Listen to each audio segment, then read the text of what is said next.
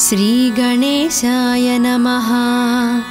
नारद उवाच प्रणम्य शिरसा देवं गौरीपुत्रं विनायकं भक्तावासं स्मरेन्नित्य आयुः कामार्थसाधये। प्रथमं वक्रतुण्डं च एकदन्तं द्वितीयकं तृतीयं कृष्णपिङ्गाक्षं गजवक्त्रं चतुर्धकं लम्बोदरं पञ्चमं च षष्ठं विकटमेव च सप्तमं विघ्नराजेन्द्रं च धूम्रवर्णं तथाष्टमं नवमं भालचन्द्रं च दशमं तु विनायकम् एकदंसं गणपतिं द्वादशं तु गजाननं द्वादशैतानि नामानि त्रिसन्ध्यं यः पठेन्नरः न च विघ्नभयं तस्य सर्वसिद्धिकरं प्रभो। विद्यार्थी लभते विद्यां धानार्थी लभते धनं पुत्रार्थी लभते पुत्रार्मोक्षार्थी लभते गतिं।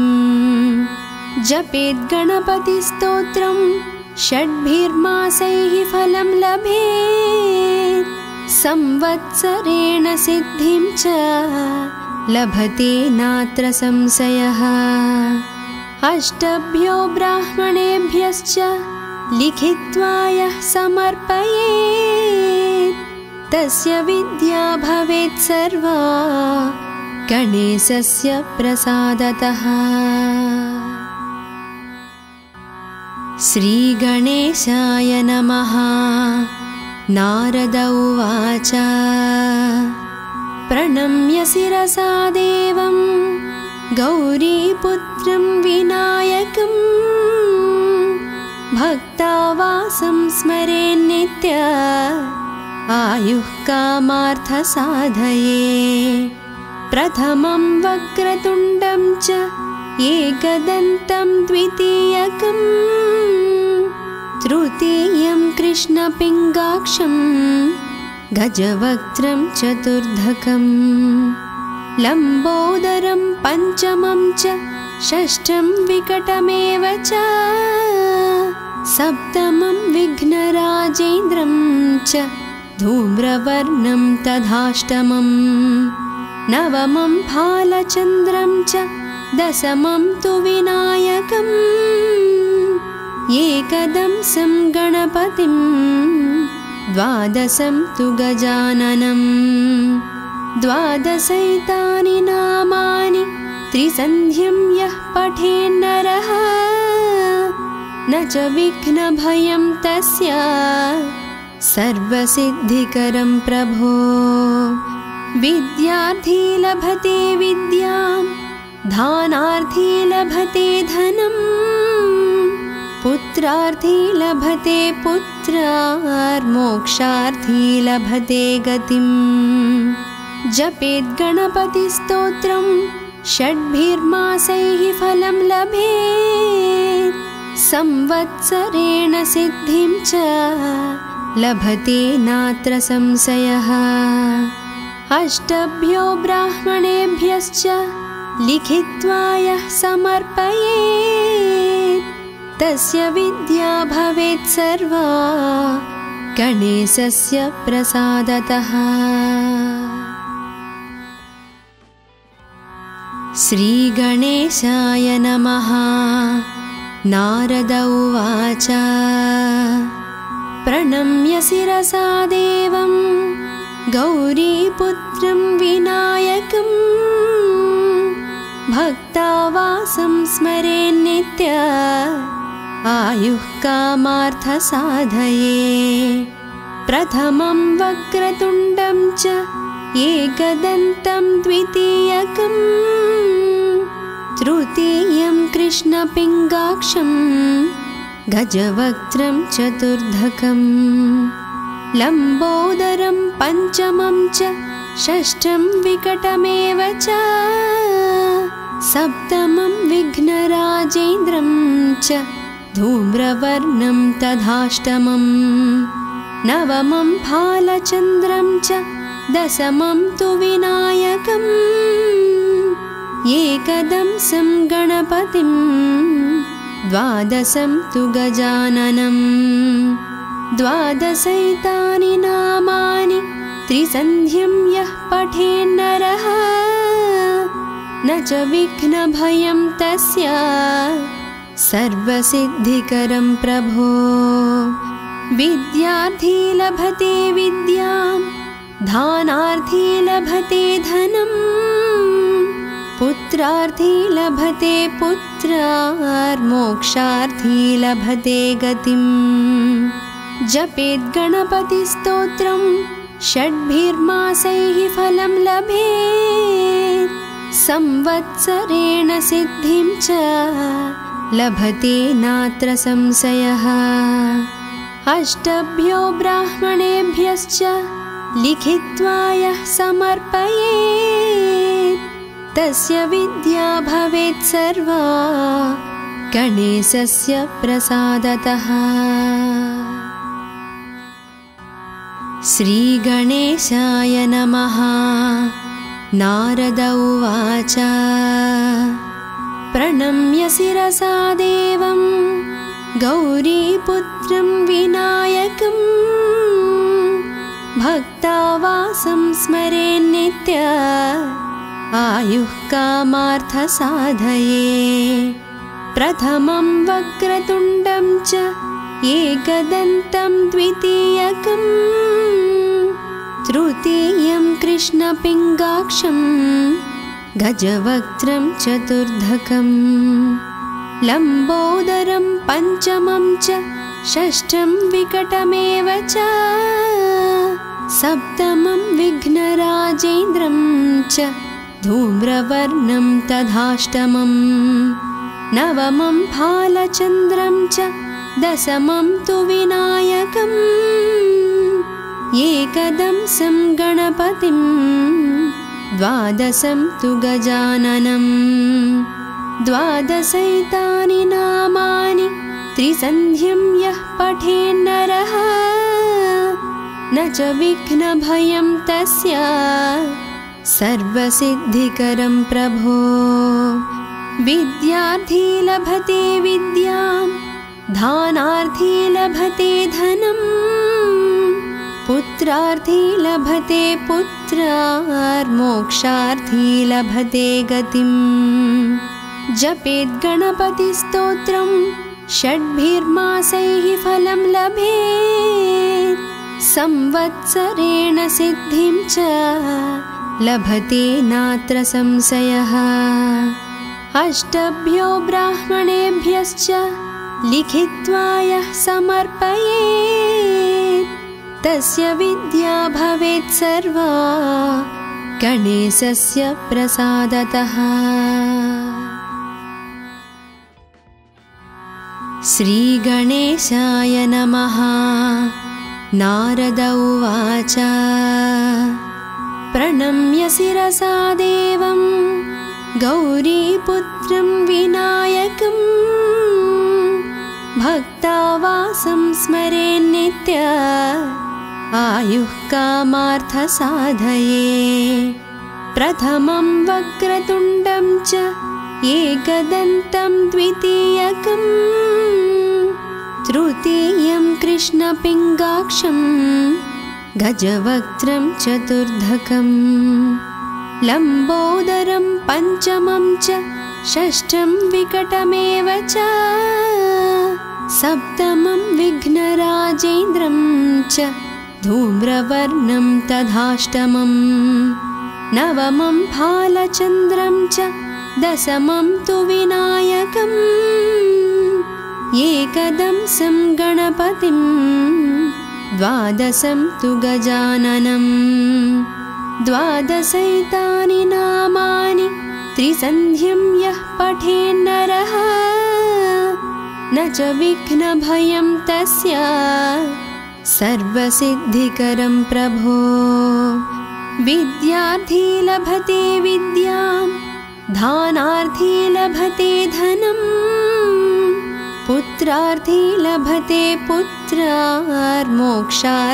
लभते गतिम् जपेत् गणपतिस्तोत्रं षड्भिर्मासैः फलं लभेत् संवत्सरेण सिद्धिं च लभते नात्र संशयः अष्टभ्यो ब्राह्मणेभ्यश्च लिखित्वा यः समर्पयेत् तस्य विद्या भवेत् सर्वा गणेशस्य प्रसादतः। श्रीगणेशाय नमः। नारद उवाच प्रणम्य शिरसा देवं गौरीपुत्रं विनायकं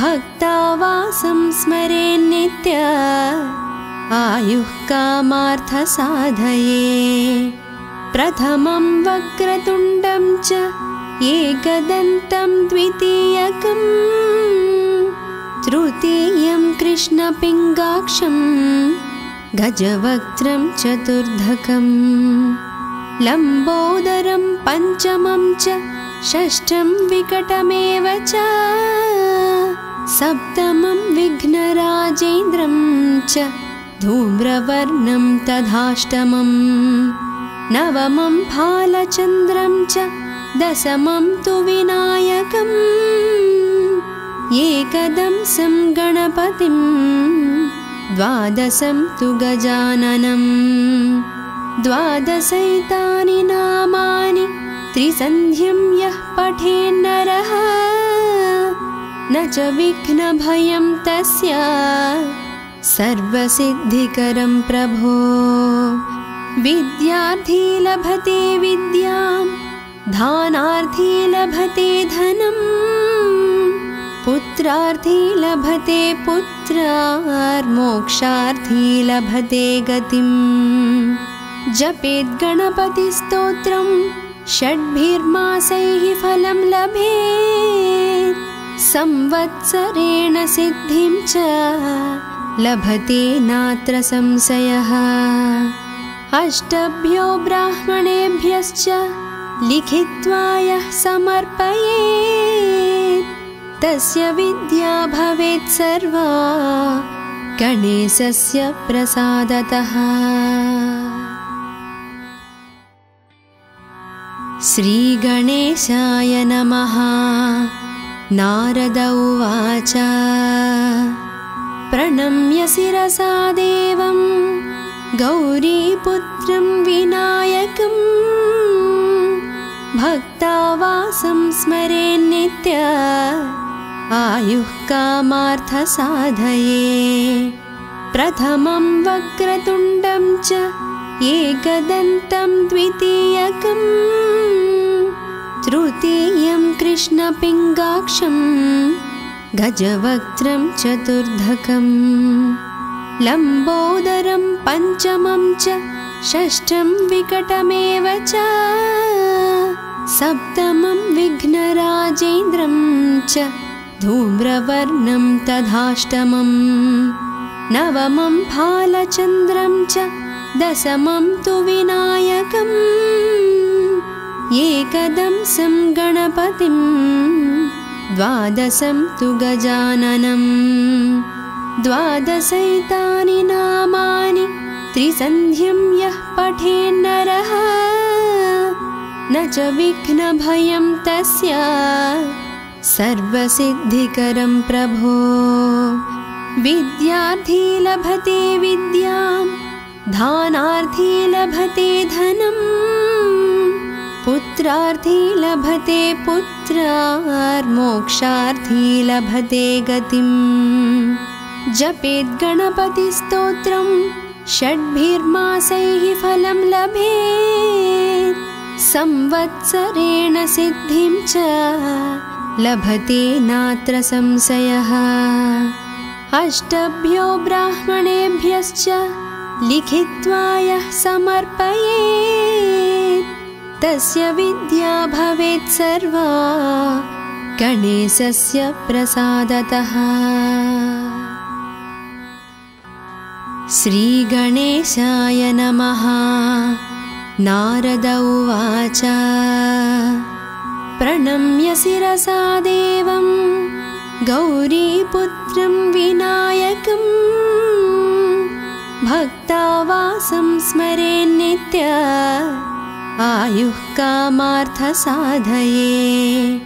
प्रथमं वक्रतुण्डं च एकदन्तं द्वितीयकं तृतीयं कृष्णपिङ्गाक्षं गजवक्त्रं चतुर्धकं लम्बोदरं पञ्चमं च षष्ठं विकटमेव च सप्तमं विघ्नराजेन्द्रं च धूम्रवर्णं तथाष्टमं नवमं फालचन्द्रं च दशमं तु विनायकम् एकदंसं गणपतिं द्वादशं तु गजाननं द्वादशैतानि नामानि त्रिसन्ध्यं यः पठेन्नरः न च विघ्नभयं तस्य सर्वसिद्धिकरं प्रभो।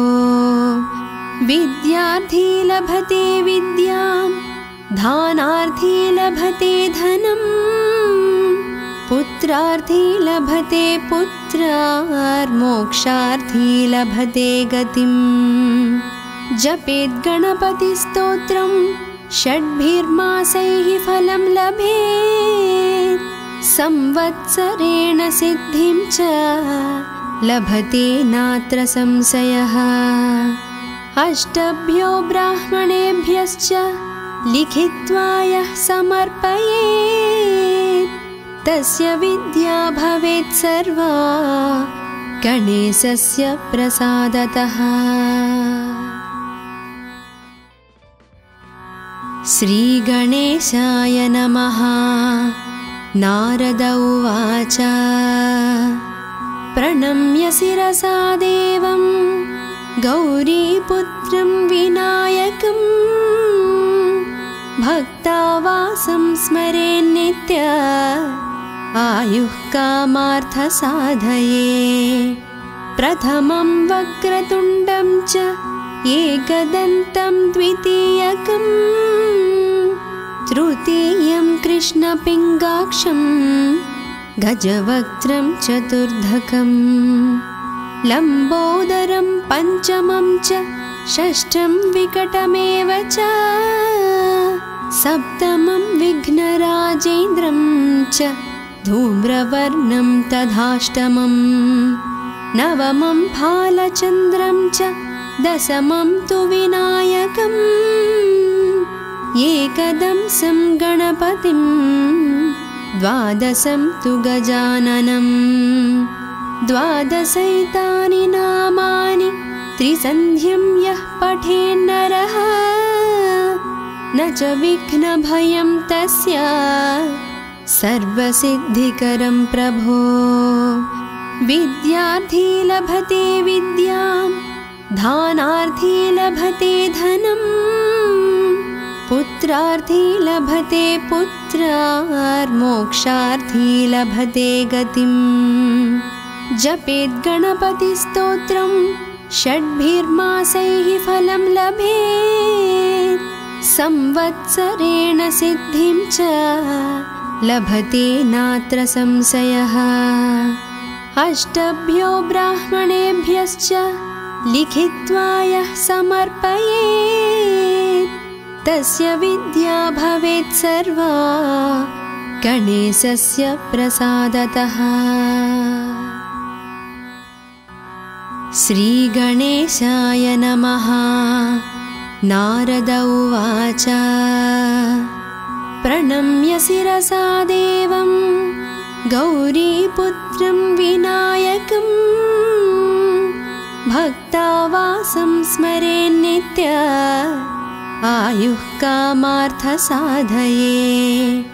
प्रथमं वक्रतुण्डं च एकदन्तं द्वितीयकं तृतीयं कृष्णपिङ्गाक्षं गजवक्त्रं चतुर्धकं लम्बोदरं पञ्चमं च षष्ठं विकटमेव च सप्तमं विघ्नराजेन्द्रं च धूम्रवर्णं तथाष्टमं नवमं फालचन्द्रं च दशमं तु विनायकम् एकदंसं गणपतिं द्वादशं तु गजाननं द्वादशैतानि नामानि त्रिसन्ध्यं यः पठेन्नरः न च विघ्नभयं तस्य सर्वसिद्धिकरं प्रभो विद्यार्थी लभते विद्यां धानार्थी लभते धनं पुत्रार्थी लभते पुत्रार्मोक्षार्थी लभते गतिं जपेत् गणपतिस्तोत्रं षड्भिर्मासैः फलं लभेत् संवत्सरेण सिद्धिं च लभते नात्र संशयः अष्टभ्यो ब्राह्मणेभ्यश्च लिखित्वा यः समर्पयेत् तस्य विद्या भवेत् सर्वा गणेशस्य प्रसादतः। श्रीगणेशाय नमः। नारद उवाच प्रणम्य शिरसा देवं गौरीपुत्रं विनायकं भक्तावासं स्मरेन्नित्य आयुः कामार्थसाधये प्रथमं वक्रतुण्डं च एकदन्तं द्वितीयकं तृतीयं कृष्णपिङ्गाक्षं गजवक्त्रं चतुर्धकं लम्बोदरं पञ्चमं च षष्ठं विकटमेव च सप्तमं विघ्नराजेन्द्रं च धूम्रवर्णं तथाष्टमं नवमं फालचन्द्रं च दशमं तु विनायकम् एकदंसं गणपतिं द्वादशं तु गजाननं द्वादशैतानि नामानि त्रिसन्ध्यं यः पठेन्नरः न च विघ्नभयं तस्य सर्वसिद्धिकरं प्रभो विद्यार्थी लभते विद्यां धानार्थी लभते धनं पुत्रार्थी लभते पुत्रार्मोक्षार्थी लभते गतिं जपेत् गणपतिस्तोत्रं षड्भिर्मासैः फलं लभेत् संवत्सरेण सिद्धिं च लभते नात्र संशयः अष्टभ्यो ब्राह्मणेभ्यश्च लिखित्वा यः समर्पयेत् तस्य विद्या भवेत् सर्वा गणेशस्य प्रसादतः। श्रीगणेशाय नमः।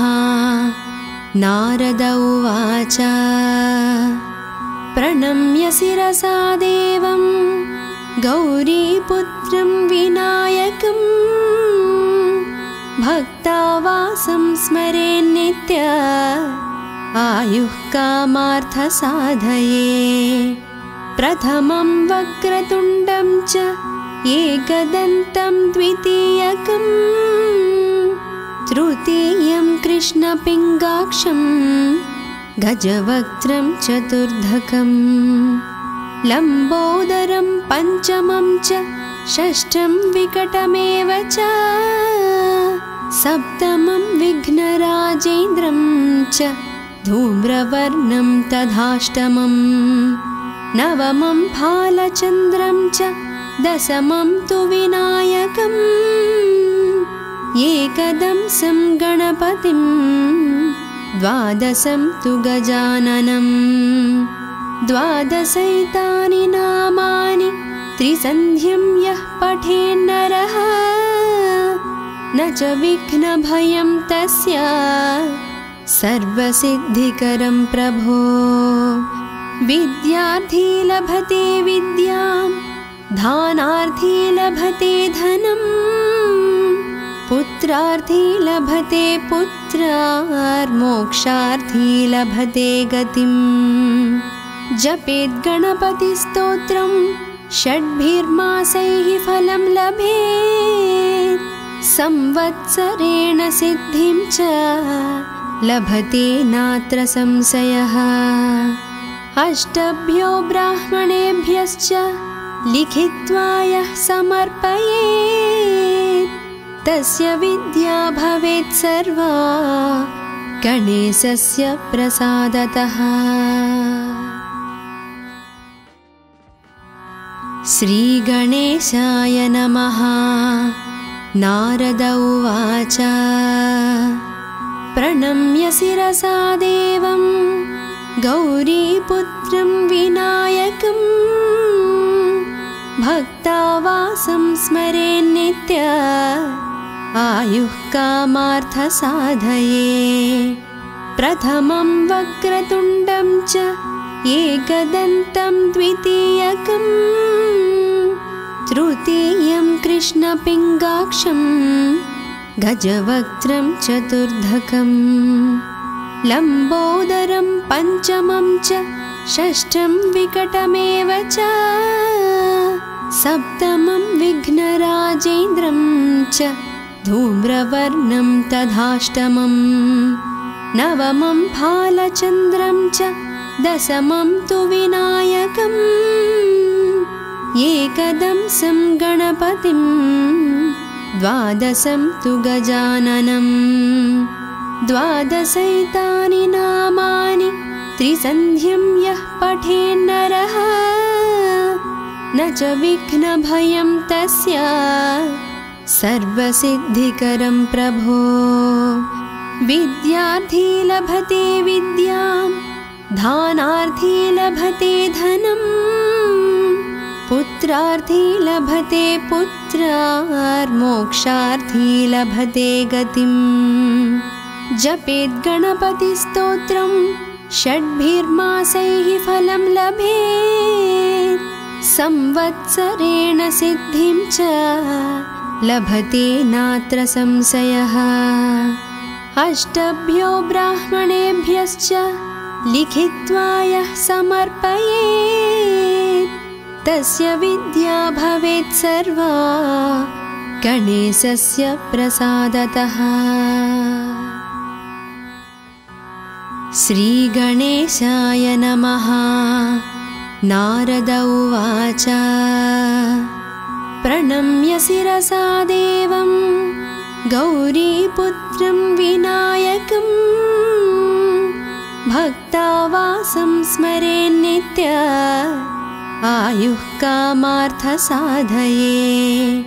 प्रथमं वक्रतुण्डं च एकदन्तं द्वितीयकं तृतीयं कृष्णपिङ्गाक्षं गजवक्त्रं चतुर्धकं लम्बोदरं पञ्चमं च षष्ठं विकटमेव च सप्तमं विघ्नराजेन्द्रं च धूम्रवर्णं तथाष्टमं नवमं भालचन्द्रं च दशमं तु विनायकम् एकदंसं गणपतिं द्वादशं तु गजाननं द्वादशैतानि नामानि त्रिसन्ध्यं यः पठेन्नरः न च विघ्नभयं तस्य सर्वसिद्धिकरं प्रभो। विद्यार्थी लभते विद्यां धनार्थी लभते धनं पुत्रार्थी लभते पुत्रार्मोक्षार्थी लभते गतिम्। जपेत् गणपतिस्तोत्रं षड्भिर्मासैः फलं लभेत् संवत्सरेण सिद्धिं च लभते नात्र संशयः। अष्टभ्यो ब्राह्मणेभ्यश्च लिखित्वा यः समर्पयेत् तस्य विद्या भवेत् सर्वा गणेशस्य प्रसादतः। श्रीगणेशाय नमः। नारद उवाच प्रणम्य शिरसा देवं गौरीपुत्रं विनायकं भक्तावासं स्मरेन्नित्य आयुः कामार्थसाधये। प्रथमं वक्रतुण्डं च एकदन्तं द्वितीयकं तृतीयं कृष्णपिङ्गाक्षं गजवक्त्रं चतुर्धकं लम्बोदरं पञ्चमं च षष्ठं विकटमेव च सप्तमं विघ्नराजेन्द्रं च धूम्रवर्णं तथाष्टमं नवमं भालचन्द्रं च दशमं तु विनायकम् एकदंसं गणपतिं द्वादशं तु गजाननं द्वादशैतानि नामानि त्रिसन्ध्यं यः पठेन्नरः न च विघ्नभयं तस्य सर्वसिद्धिकरं प्रभो। विद्यार्थी लभते विद्यां धानार्थी लभते धनं पुत्रार्थी लभते पुत्रार्मोक्षार्थी लभते गतिं।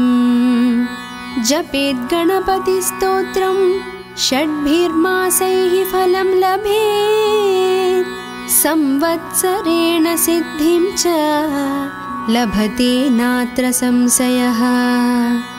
अष्टभ्यो ब्राह्मणेभ्यश्च लिखित्वा यः समर्पयेत् तस्य विद्या भवेत् सर्वा गणेशस्य प्रसादतः। श्रीगणेशाय नमः। नारद उवाच प्रणम्य शिरसा देवं गौरीपुत्रं विनायकं भक्तावासं स्मरेन्नित्य आयुः कामार्थसाधये।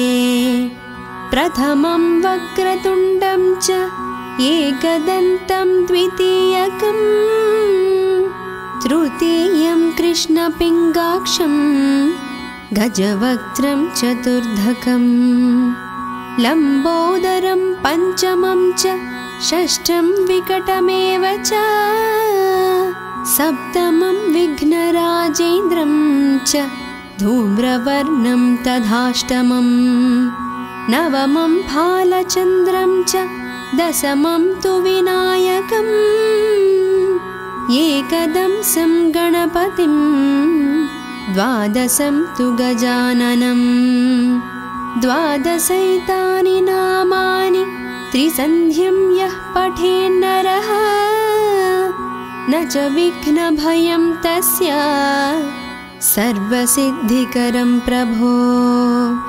विद्यार्थी लभते विद्यां धानार्थी लभते धनं पुत्रार्थी लभते पुत्रार्मोक्षार्थी लभते गतिं। जपेत् गणपतिस्तोत्रं षड्भिर्मासैः फलं लभेत् संवत्सरेण सिद्धिं च लभते नात्र संशयः। अष्टभ्यो ब्राह्मणेभ्यश्च लिखित्वा यः समर्पयेत् तस्य विद्या भवेत् सर्वा गणेशस्य प्रसादतः। श्रीगणेशाय नमः। नारद उवाच प्रणम्य शिरसा देवं गौरीपुत्रं विनायकं भक्तावासं स्मरेन्नित्य आयुः कामार्थसाधये। प्रथमं वक्रतुण्डं च एकदन्तं द्वितीयकं तृतीयं कृष्णपिङ्गाक्षं गजवक्त्रं चतुर्धकं लम्बोदरं पञ्चमं च षष्ठं विकटमेव च सप्तमं विघ्नराजेन्द्रं च धूम्रवर्णं तथाष्टमं नवमं भालचन्द्रं च दशमं तु विनायकम् एकदंसं गणपतिं द्वादशं तु गजाननं द्वादशैतानि नामानि त्रिसन्ध्यं यः पठेन्नरः न च विघ्नभयं तस्य सर्वसिद्धिकरं प्रभो विद्यार्थी लभते विद्यां धानार्थी लभते धनं पुत्रार्थी लभते पुत्रार्मोक्षार्थी लभते गतिं जपेत् गणपतिस्तोत्रं षड्भिर्मासैः फलं लभेत् संवत्सरेण सिद्धिं च लभते नात्र संशयः अष्टभ्यो ब्राह्मणेभ्यश्च लिखित्वा यः समर्पयेत् तस्य विद्या भवेत् सर्वा गणेशस्य प्रसादतः। श्रीगणेशाय नमः। नारद उवाच प्रणम्य शिरसा देवं गौरीपुत्रं विनायकं भक्तावासं स्मरेन्नित्य आयुः कामार्थसाधये प्रथमं वक्रतुण्डं च एकदन्तं द्वितीयकं तृतीयं कृष्णपिङ्गाक्षं गजवक्त्रं चतुर्धकं लम्बोदरं पञ्चमं च षष्ठं विकटमेव च सप्तमं विघ्नराजेन्द्रं च धूम्रवर्णं तथाष्टमं नवमं भालचन्द्रं च दशमं तु विनायकम् एकदंसं गणपतिं द्वादशं तु गजाननं द्वादशैतानि नामानि त्रिसन्ध्यं यः पठेन्नरः न च विघ्नभयं तस्य सर्वसिद्धिकरं प्रभो विद्यार्थी लभते विद्यां धानार्थी लभते धनं पुत्रार्थी लभते पुत्रार्मोक्षार्थी लभते गतिं जपेत् गणपतिस्तोत्रं षड्भिर्मासैः फलं लभेत् संवत्सरेण सिद्धिं च लभते नात्र संशयः अष्टभ्यो ब्राह्मणेभ्यश्च लिखित्वा यः समर्पयेत् तस्य विद्या भवेत् सर्वा गणेशस्य प्रसादतः। श्रीगणेशाय नमः। नारद उवाच प्रणम्य शिरसा देवं गौरीपुत्रं विनायकं भक्तावासं स्मरेन्नित्य आयुः कामार्थसाधये प्रथमं वक्रतुण्डं च एकदन्तं द्वितीयकं तृतीयं कृष्णपिङ्गाक्षं गजवक्त्रं चतुर्धकं लम्बोदरं पञ्चमं च षष्ठं विकटमेव च सप्तमं विघ्नराजेन्द्रं च धूम्रवर्णं तथाष्टमं नवमं भालचन्द्रं च दशमं तु विनायकम् एकदंसं गणपतिं द्वादशं तु गजाननं। द्वादशैतानि नामानि त्रिसन्ध्यं यः पठेन्नरः न च विघ्नभयं तस्य सर्वसिद्धिकरं प्रभो। विद्यार्थी लभते विद्यां, दानार्थी लभते धनं, पुत्रार्थी लभते पुत्रार्मोक्षार्थी लभते गतिम्। जपेत् गणपतिस्तोत्रं षड्भिर्मासैः फलं लभेत्। संवत्सरेण सिद्धिं च लभते नात्र संशयः। अष्टभ्यो ब्राह्मणेभ्यश्च लिखित्वा यः समर्पयेत् तस्य विद्या भवेत् सर्वा गणेशस्य प्रसादतः।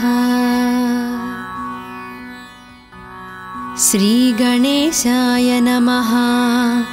नारद उवाच प्रणम्य शिरसा देवं गौरीपुत्रं विनायकं भक्तावासं स्मरेन्नित्य आयुः कामार्थसाधये। प्रथमं वक्रतुण्डं च एकदन्तं द्वितीयकं तृतीयं कृष्णपिङ्गाक्षं गजवक्त्रं चतुर्धकं लम्बोदरं पञ्चमं च षष्ठं विकटमेव च सप्तमं विघ्नराजेन्द्रं च धूम्रवर्णं तथाष्टमं नवमं भालचन्द्रं च दशमं तु विनायकम् एकदंसं गणपतिं द्वादशं तु गजाननं। द्वादशैतानि नामानि त्रिसन्ध्यं यः पठेन्नरः न च विघ्नभयं तस्य सर्वसिद्धिकरं प्रभो। विद्यार्थी लभते विद्यां, दानार्थी लभते धनं, पुत्रार्थी लभते पुत्रार्मोक्षार्थी लभते गतिम्। जपेत् गणपतिस्तोत्रं षड्भिर्मासैः फलं लभेत्। संवत्सरेण सिद्धिं च लभते नात्र संशयः। अष्टभ्यो ब्राह्मणेभ्यश्च लिखित्वा यः समर्पयेत् तस्य विद्या भवेत् सर्वा गणेशस्य प्रसादतः। श्रीगणेशाय नमः। नारद उवाच प्रणम्य शिरसा देवं गौरीपुत्रं विनायकं भक्तावासं स्मरेन्नित्य आयुः कामार्थसाधये। प्रथमं वक्रतुण्डं च एकदन्तं द्वितीयकं तृतीयं कृष्णपिङ्गाक्षं गजवक्त्रं चतुर्धकं लम्बोदरं पञ्चमं च षष्ठं विकटमेव च सप्तमं विघ्नराजेन्द्रं च धूम्रवर्णं तथाष्टमं नवमं भालचन्द्रं च दशमं तु विनायकम् एकदंसं गणपतिं द्वादशं तु गजाननं। द्वादशैतानि नामानि त्रिसन्ध्यं यः पठेन्नरः न च विघ्नभयं तस्य सर्वसिद्धिकरं प्रभो। विद्यार्थी लभते विद्यां, दानार्थी लभते धनं, पुत्रार्थी लभते पुत्रार्मोक्षार्थी लभते गतिम्। जपेत् गणपतिस्तोत्रं षड्भिर्मासैः फलं लभेत्। संवत्सरेण सिद्धिं च लभते नात्र संशयः। अष्टभ्यो ब्राह्मणेभ्यश्च लिखित्वा यः समर्पयेत् तस्य विद्या भवेत् सर्वा गणेशस्य प्रसादतः। श्रीगणेशाय नमः। नारद उवाच प्रणम्य शिरसा देवं गौरीपुत्रं विनायकं भक्तावासं स्मरेन्नित्य आयुः कामार्थसाधये।